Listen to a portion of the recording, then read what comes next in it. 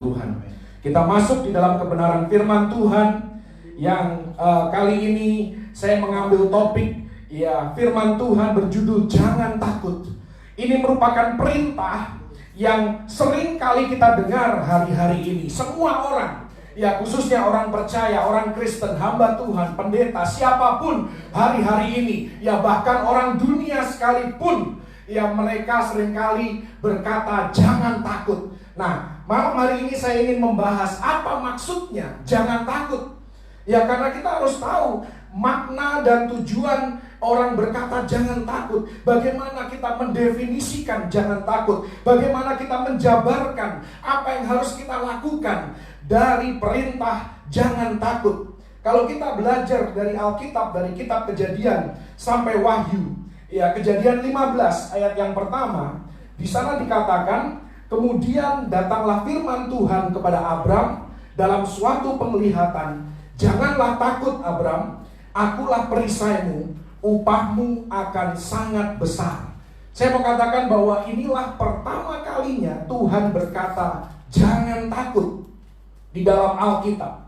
Kenapa Tuhan katakan kepada Abram jangan takut? Karena hidup Abram dipenuhi dengan ketakutan. Banyak ketakutan Abram, antara lain dia takut mati, dia takut tidak punya keturunan, dia takut janji Tuhan tidak digenapi di dalam kehidupannya. Ini juga daripada sebagian daripada kita, apalagi hari-hari ini, takut sakit, orang takut terinfeksi, orang takut mati, orang takut dikarantina, bahkan sudah masuk status ODP pun sudah ketakutan. Nah, karena itu di dalam Alkitab banyak sekali perintah Tuhan jangan takut. Dan terakhir kalinya perintah Tuhan tentang jangan takut itu dikatakan di dalam Wahyu 2 ayat yang ke-10. Jangan takut merupakan perintah Tuhan kepada jemaat di Smyrna waktu itu. Kenapa Tuhan mengatakan jangan takut kepada jemaat di Smyrna? Supaya mereka tidak gentar menghadapi penderitaan. Demikian juga hari-hari ini banyak orang yang takut dengan penderitaan. Takut miskin, takut tidak bisa mencukupi kebutuhan sehari-hari, takut akan kesehatannya, takut akan hari esok, takut akan tahun depan, dan lain sebagainya. Banyak sekali ketakutan manusia hari-hari ini. Karena itu saya mau katakan bahwa virus ketakutan itu jauh lebih ganas daripada virus corona. Dan ini yang sedang melanda. Orang percaya bahkan mengalami yang namanya virus ketakutan. Ketakutan begitu melumpuhkan. Kalaupun kita tidak takut terhadap virus corona, ada yang kita takuti, yaitu dampak daripada virus corona ini sendiri. Dampaknya apa? Khususnya dalam bidang ekonomi nantinya. Yang punya bisnis mulai berpikir. Tadi saya baru dengar bahwa teman saya bekerja untuk satu perusahaan dan mulai depan hanya dibayar gaji pokok. Jadi tunjangan-tunjangan tidak dibayar, bonus apalagi, lupakan saja. Dan ini mulai berdampak dari kelas atas yang punya bisnis, dari kelas menengah yang kebanyakan bekerja sebagai profesional, dan juga kelas bawah yang mereka juga mencari penghidupan untuk makan sehari-hari mereka. Semuanya mengalami pergumulan, semua lini masyarakat mengalami pergumulan. Karena itu tidak heran banyak orang memberikan semangat satu sama lain. Jangan takut, jangan takut. Tetapi saya mau katakan, jangan takut ini tidak untuk disalahartikan. Bukan berarti kita bisa hidup ceroboh, kemudian kita tidak menjaga kebersihan, kita tidak higienis dalam kehidupan kita, kita tetap keluyuran tanpa berjaga-jaga, tanpa pakai masker, tanpa menjaga kebersihan dan juga higienis kehidupan kita. Kita tidak menjaga kesehatan dengan tidur cukup, istirahat yang berkualitas. Kita tidak boleh takut. Namun kita harus tetap bijaksana di dalam menjalani kehidupan kita. Lakukan hal-hal yang lazim untuk kita lakukan tanpa adanya krisis yang sedang terjadi. Saya mau katakan khususnya bagi orang percaya bahwa Roh Kudus adalah roh yang tertib. Jadi tidak mungkin Roh Kudus itu menuntun kita untuk hidup ceroboh. Ya, jadi artinya jangan takut, jangan disalahartikan. Terus kemudian kita hidup suka-suka kita. Nah, malam hari ini saya mengajak kita semua belajar tentang arti jangan takut. Minimal ada 6 hal jangan takut. Apa maksudnya jangan takut? Yang pertama, jangan takut artinya kita tidak bertindak karena didorong oleh ketakutan. Banyak hal kita lakukan hari-hari ini karena didorong oleh rasa takut. Jangan membuat keputusan atas dasar ketakutan. Kenapa orang melakukan panic buying? Pembelian ya dengan jumlah yang besar-besaran, bahkan melebihi daripada yang mereka butuhkan saat ini. Karena mereka didorong oleh ketakutan. Karena mereka takut, mereka merasa harus menimbun barang-barang kebutuhan sehari-hari. Ya padahal masih banyak orang lain yang membutuhkan. Ya kita tahu hari-hari ini ya masker betapa mahalnya, betapa langkanya kita bisa mendapatkan. Ya salah satunya kenapa? Karena orang menimbun, orang melakukan panic buying. Ya karena didorong oleh ketakutan. Ya saya punya teman yang mungkin karena uangnya banyak, dia ketakutan. Dia merasa tidak secure, tidak aman uangnya ada di bank. Ya jadi dia kepengen cairkan deposito. Dia tanya saya, uang saya perlu dicairkan atau enggak ya? Saya bilang, ya kalau Roh Kudus suruh cairkan ya silahkan cairkan. Tapi kalau tidak ada suara Tuhan ya buat apa kita panik? Buat apa kita ketakutan? Jadi artinya jangan takut, jangan mengambil tindakan karena didorong oleh ketakutan. Ya saya percaya kalau Tuhan sanggup memberi makan burung-burung di langit dan mendandani rumput di ladang, Dia sanggup untuk memelihara Anda dan saya setiap hari di dalam kehidupan kita. Tugas kita adalah mendahulukan Dia, mendahulukan kerajaan Allah dan kebenarannya. Bukan kebenaran kita sendiri yang kita tonjolkan, tetapi kita mengutamakan kebenaran Allah. Maka semuanya itu, Matius 6 ayat 33, semuanya itu, termasuk apapun yang Anda butuhkan, termasuk ya tisu yang Anda butuhkan, termasuk masker yang Anda butuhkan, termasuk sarung tangan yang Anda butuhkan, semuanya itu Tuhan akan tambahkan kepada kita. Kita pun juga berdoa didasari oleh rasa takut. Jangan doa-doa kita dimotivasi oleh ketakutan. Memang pada saat kita takut, kita harus berdoa. Tetapi jangan hanya berdoa ketika kita ketakutan. Haleluya.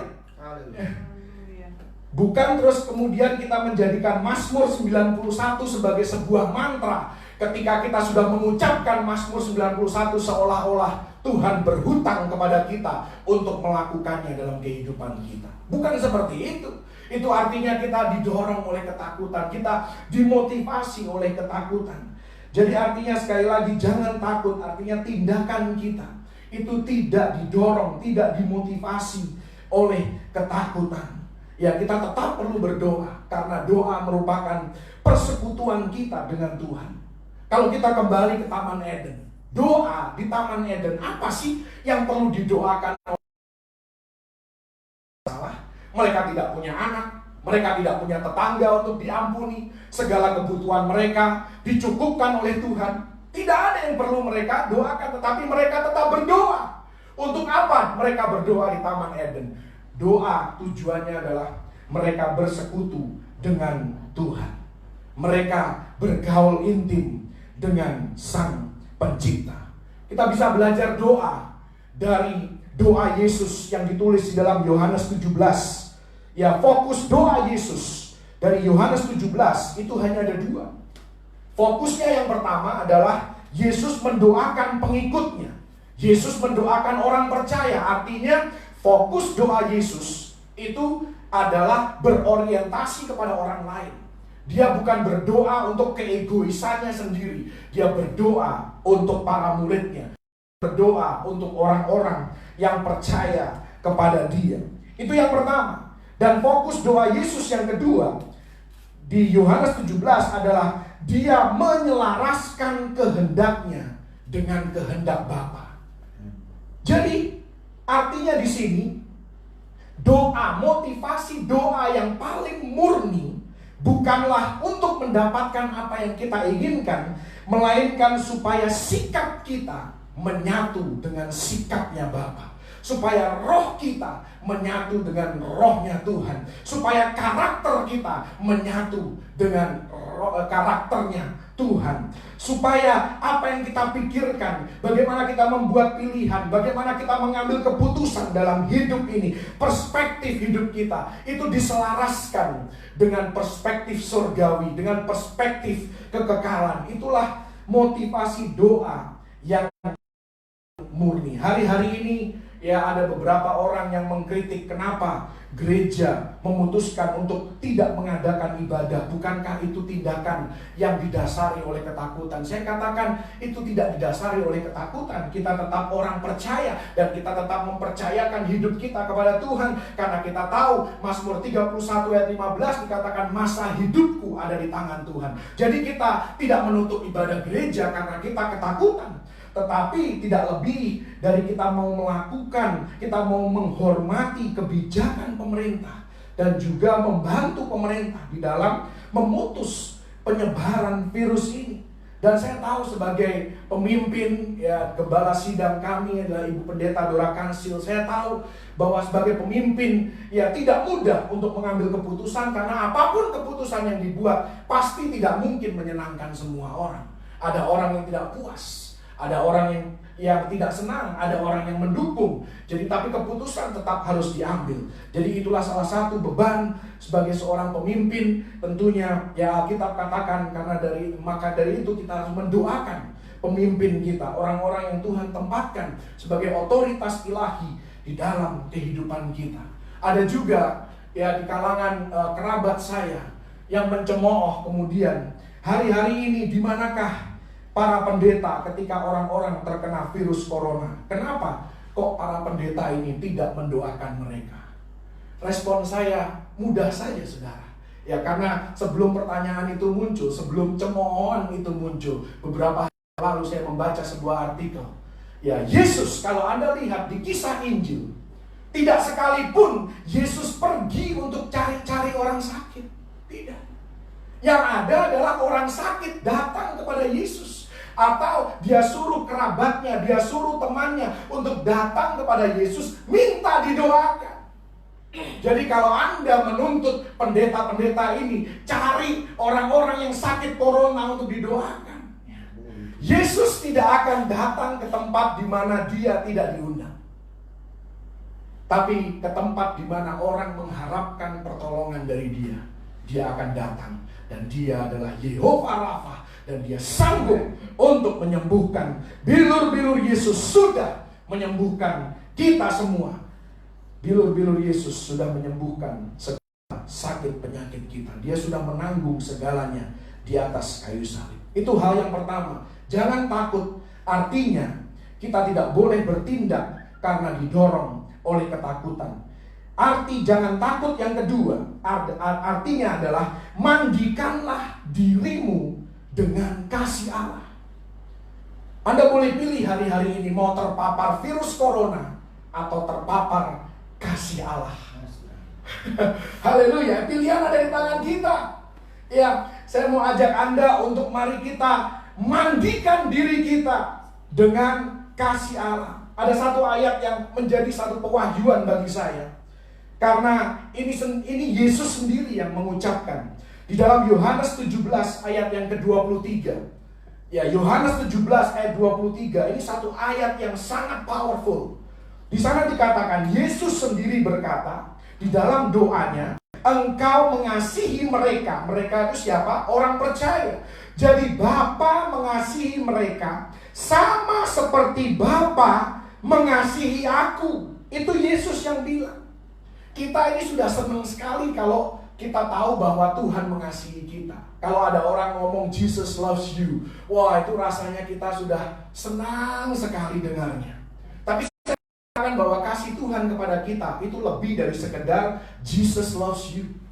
Di sini dikatakan kasih Bapa kepada orang percaya itu sama seperti kasihnya Bapa kepada Yesus. Jadi Yesus dan Anda orang percaya dikasihi dengan kasih yang intensitasnya sama oleh Bapa. Bukankah kita perlu mandi? Mari kita paparkan hidup kita kepada kebenaran ini. Beberapa orang merasa tidak yakin bahwa Bapa mengasihi kita sama seperti Bapa mengasihi Yesus. Kenapa? Ada orang yang tidak yakin. Karena orang-orang ini merasa tidak layak dikasihi seperti Yesus dikasihi. Saya mau katakan itu adalah pemikiran yang sangat-sangat agamawi. Karena kasih Allah sama kepada semua orang. Kepada semua orang, khususnya orang percaya. Ya sama.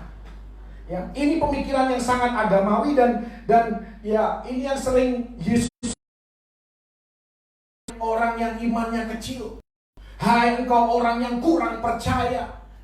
Karena kita kurang percaya bukan karena kasihnya Tuhan yang kurang, tetapi karena kepercayaan kita yang kurang. Ya, jadi seolah-olah kasih Tuhan ini bergantung pada kebaikan kita, bergantung kepada kasih kita kepada Tuhan. Kalau Anda baca beberapa ayat saja, Anda sudah tahu bahwa kasih Tuhan tidak tergantung dari kasih kita Dia. Ya, sebagai contoh Roma 5 ayat yang ke-8 di sana dikatakan ketika kita masih berdosa, Yesus sudah mati bagi kita. Yohanes 3 ayat 16 ayat yang sudah sangat kita kenal dan kita hafalkan. Karena begitu besar kasih Allah akan dunia. Dan ayat 17 disambung kemudian, ya Allah datang ya bukan untuk menghakimi dunia, tetapi untuk menyelamatkannya. Ini menunjukkan bahwa ya tidak mustahil mengasihi kita sama seperti Bapa mengasihi Yesus. Jadi saya mau katakan bahwa mengutip Mazmur 91 itu adalah hal yang sangat baik dan harus kita lakukan untuk membangun iman percaya kita. Tetapi saya juga mau mengajak Anda, mari kita lebih sering lagi mengatakan terima kasih Tuhan karena Engkau mengasihi aku dan Engkau mengasihi keluarga. Mengapa hal ini penting? Karena firman Tuhan katakan di dalam 1 Yohanes 4 ayat 18, kasih yang sempurna melenyapkan ketakutan. Dan kasih yang sempurna bukanlah kasih kita kepada Tuhan. Itu sudah pasti. Kasih kita kepada Tuhan tidak sempurna. Adalah kasihnya Tuhan kepada. Dan saat kita menyadari bahwa Bapa mengasihi kita sama seperti Bapa mengasihi Yesus, maka kesadaran itulah yang akan melenyapkan segala rasa takut di dalam kehidupan kita. Ini adalah makna dan arti daripada jangan. Yang kedua, mandikanlah, siramilah hidupmu, dirimu setiap hari, setiap pagi, setiap siang, setiap malam sebelum tidur. Siramilah dirimu dengan kebenaran ini bahwa aku sama seperti Allah mengasihi Yesus. Yang ketiga, tentang apa arti jangan takut. Artinya adalah percayakan hidupmu pada kesetiaan Tuhan. Percayakan hidupmu pada kesetiaan Tuhan. Ada satu ayat yang luar biasa ditulis di dalam 2 Tesalonika 3 ayat yang ketiga. Di sana firman Tuhan katakan, Tuhan adalah setia. Ia akan menguatkan hatimu dan memelihara kamu terhadap ini, bahwa yang memelihara kehidupan kita terawat, kehidupan kita terjaga, kehidupan kita terpelihara bukan karena kecerdasan kita sendiri. Pelihara bukan karena kita waspada akan apa yang terjadi di sekitar kehidupan kita. Oh, kalau orang itu batuk-batuk harus kita jauhi. Kalau orang itu lagi demam, kita nggak boleh dekat-dekat dengan dia. Kehidupan kita terpelihara bukan karena pengetahuan kita akan suatu keadaan, tetapi kehidupan kita terpelihara karena kesetiaan Tuhan. Tuhan itu setia. Karena itu dia menguatkan dan memelihara kehidupan kita terhadap yang jahat. Bukan juga karena kesetiaan kita kepada Tuhan, terus kemudian Tuhan memelihara kehidupan kita. harus setia sebagai pengikut Kristus, sebagai anggota suatu gereja lokal di mana Tuhan tempatkan kita. Kita harus setia dan kita harus loyal. Itu benar, karena itu merupakan ukuran kedewasaan rohani kita. Tetapi hidup kita terpelihara bukan karena Tuhan. Mazmur 91 ayat yang keempat. Di sana dikatakan kesetiaan Tuhan ialah perisai. Jadi kesetiaannya itu yang memelihara dan mempertahankan hidup kita. Sebagai ilustrasi yang sangat sederhana, bukan genggaman tangan anak kecil pada tangan orang tuanya, melainkan genggaman tangan orang tuanya kepada yang membuat anak itu aman. Karena ketika kita mengandalkan kita kepada Bapa kita di surga, seringkali genggaman itu kendor. Kalau tidak kendor malah kadang-kadang lepas. Tetapi kalau kita mengandalkan cengkeraman tangan Tuhan dalam kehidupan kita, itu merupakan sesuatu yang konstan, sesuatu yang stabil, sesuatu yang konsisten. Karena itu percayakan hidupmu pada kesetiaan Tuhan. Poin yang keempat tentang jangan takut. Apa artinya? Jangan takut. Jangan takut artinya tetaplah berserah penuh kepada Tuhan. Tetaplah berserah penuh kepada Tuhan. Seperti tertulis di dalam Mazmur 91 ayat 1. Ini ayat favorit bagi orang-orang yang suka doa semalaman. Ya, tapi saya mau melihatnya dari perspektif yang lain. Mazmur 91 ayat yang pertama, di sana dikatakan, orang yang duduk dalam lindungan yang maha tinggi dan bermalam dalam naungan yang maha kuasa. Ada dua kata yang saya mau garis bawahi. Yang pertama adalah duduk, yang kedua adalah bermalam. Duduk itu merupakan postur relaksasi. Kita relax. Ini adalah posisi kita berserah penuh kepada Tuhan.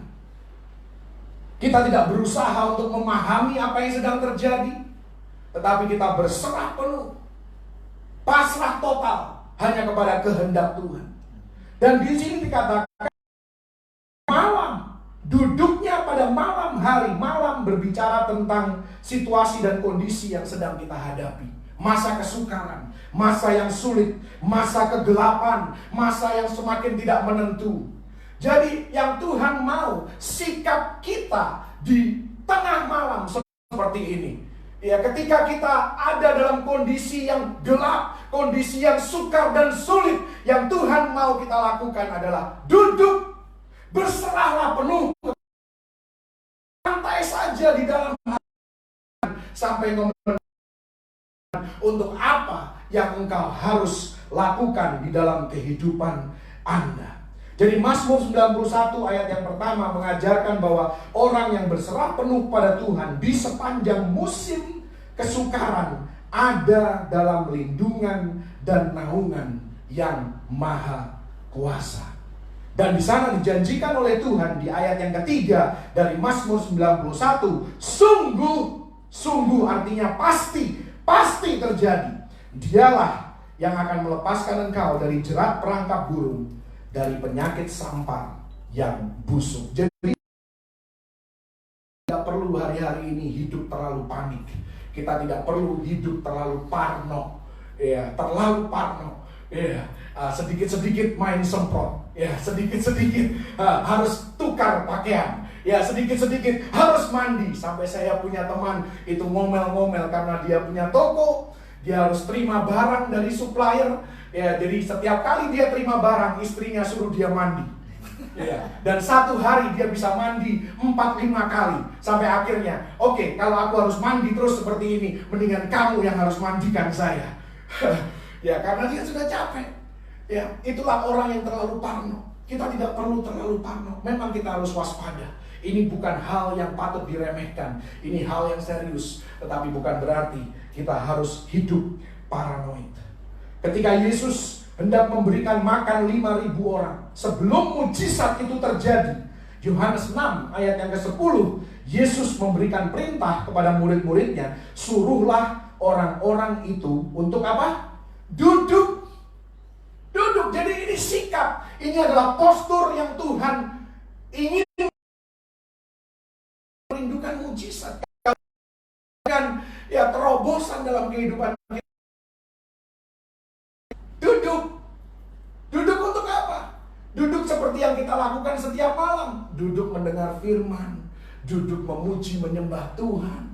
Ya, hanya berdoa, berharap, mengandalkan Tuhan lebih dari segalanya. Ini sikap yang paling disukai oleh Tuhan. Duduk, duduk. Berserah penuh, pasrah total hanya kepada Tuhan, karena persediaan dari Tuhan datang ketika kita dalam posisi duduk. Kita tinggal tenang, kita berserah total. Kita tidak memberontak, kita tidak berusaha untuk mencari tahu solusinya, mencari jalan keluar, mencoba memahami apa yang sedang terjadi, ya, apakah ini murka Tuhan atau bukan. Ya, kita hanya duduk di kaki Yesus dan mengutarakan, mengungkapkan seruan hati kita, permohonan doa kita, disertai dengan ucapan syukur. Ini yang keempat. Tetaplah berserah penuh kepada Tuhan. Poin yang kelima tentang jangan takut. Jangan takut artinya mari kita fokus lebih lagi pada Yesus.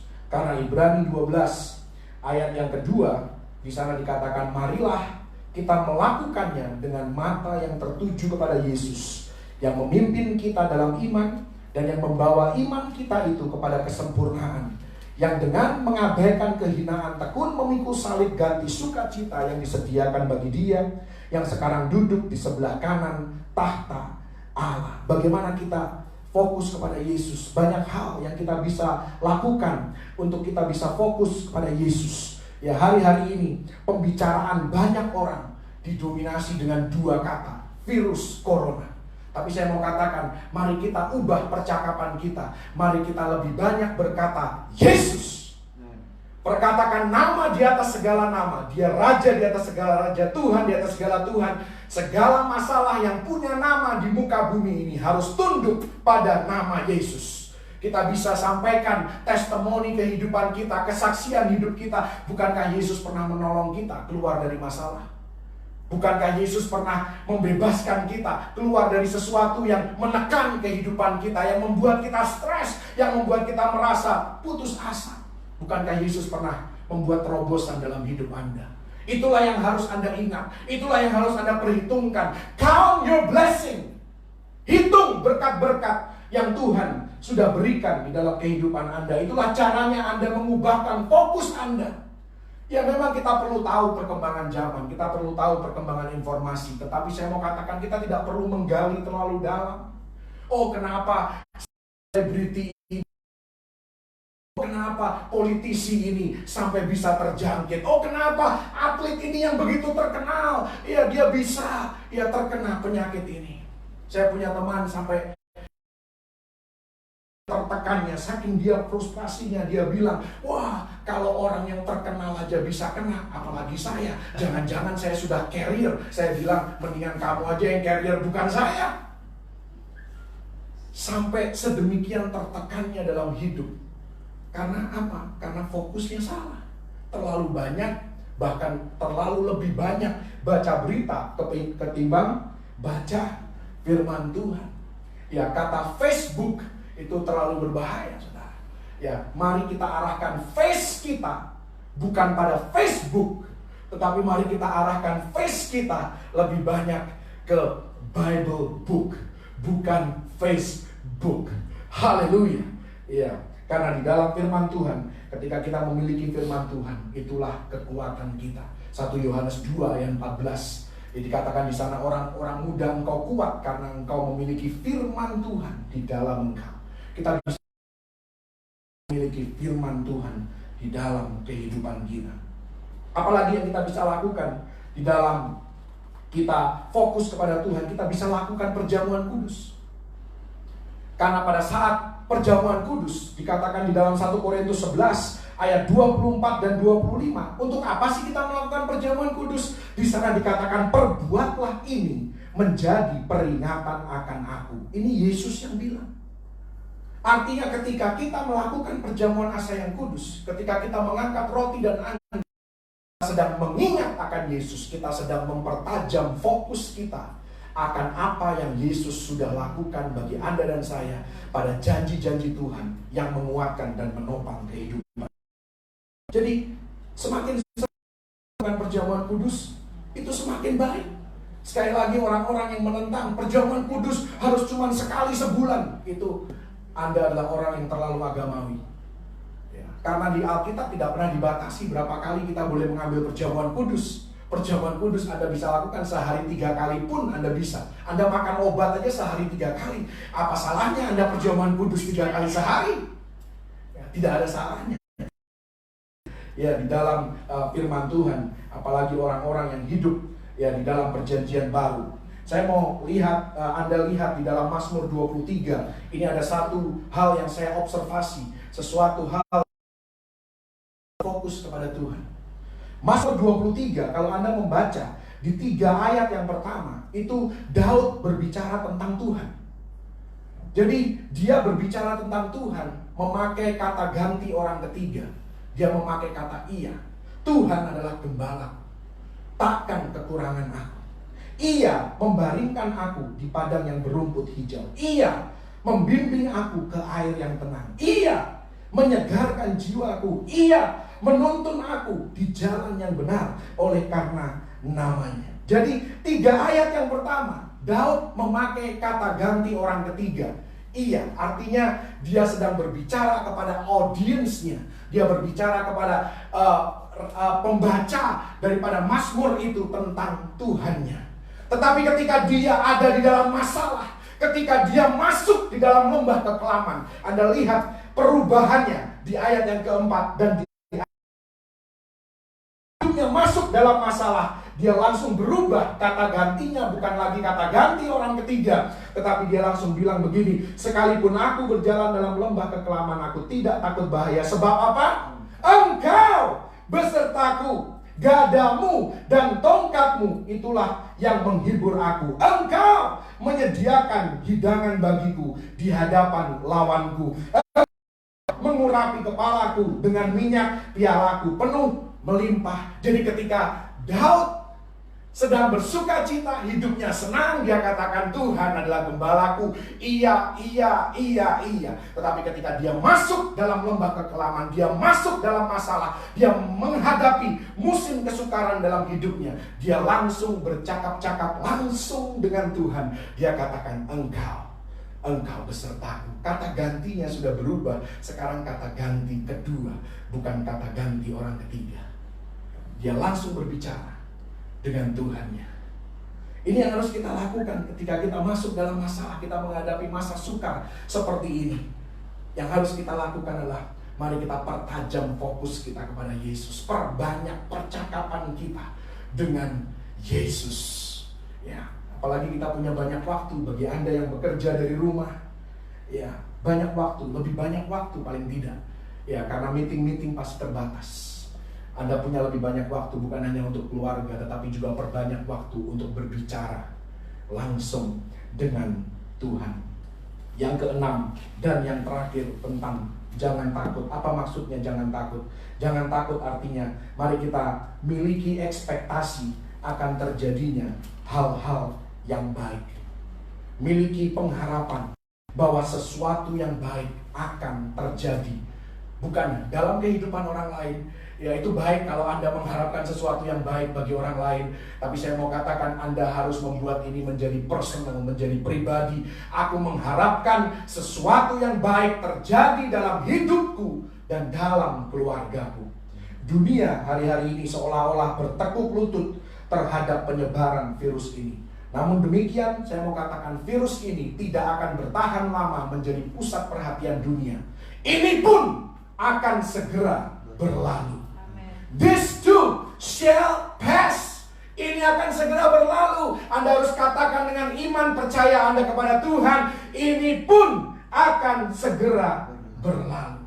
Saya mau katakan tentang ekspektasi akan terjadinya hal-hal yang baik. Kenapa kita bisa punya alasan bahwa kita punya harapan terjadinya hal-hal yang baik? Karena kalau Anda belajar di Alkitab, khususnya bahasa Inggris itu jelas. Bahasa Indonesia tidak terlalu jelas, ya, tetapi di dalam bahasa Inggris, ya, di Alkitab, di sepanjang Alkitab, hari jahat itu pendek saja durasinya. Ya, hari-hari jahat itu tidak panjang, ya, tidak lama. Tuhan izinkan, ya, tetapi kita memiliki hari-hari baik dalam kelimpahan. Dari mana kita tahu? Karena dari kata yang dipakai dalam bahasa Inggris.